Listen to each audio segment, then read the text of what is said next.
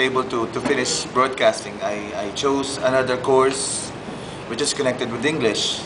That's why I chose education major in English.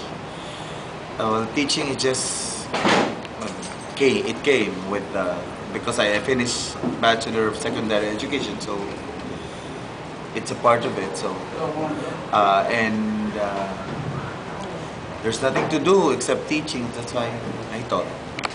You did not choose to be a teacher, it just happened. Just happened. Just happened. It just happened.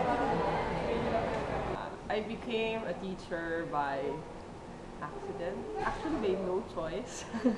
Kasi yung parents ko, they want me to become a teacher. So, I did become a teacher. Difficult it may seem, you can actually present your subject as make it more like a natural thing for students.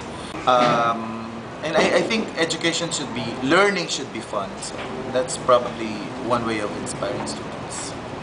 I inspire and motivate students by motivating them and letting them see what they can accomplish more than within the classroom, but outside of the classroom, and making the lesson relevant.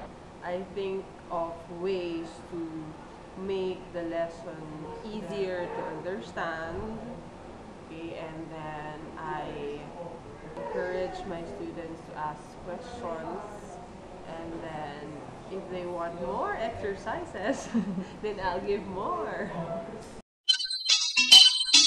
As much as possible, I read the lesson before the class, then try to look for other references. We have, media now is very open to everybody, not only books, but for example, the internet, you can actually get other information there. So I try to merge everything. Prepare for certain lesson, I try to go through the lesson and try to think of what is happening in the real world or in practice and try to relate it in class.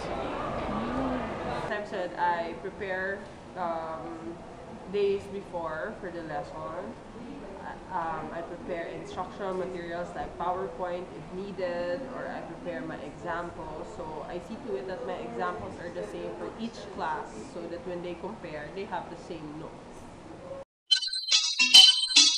Analyze first the scenario, much more the students. I do believe that students behave differently because of different factors. Be open to everything. You listen first to the different sides, then try to weigh things. Undisciplined students, normally for undisciplined students, I think they just have problems at home, and I try to understand why are they problematic. So I try to talk to the students, I try to talk to most probably people who knows him or her, and try to find out what is really happening rather than just taking a judgment or passing judgment on the person. Well, an obstacle like, let's say, a problem student, well, I have to talk to the student to fix the problem. Is the subject the difficulty, or is it the attitude of the student? So I suggest that I talk to the student.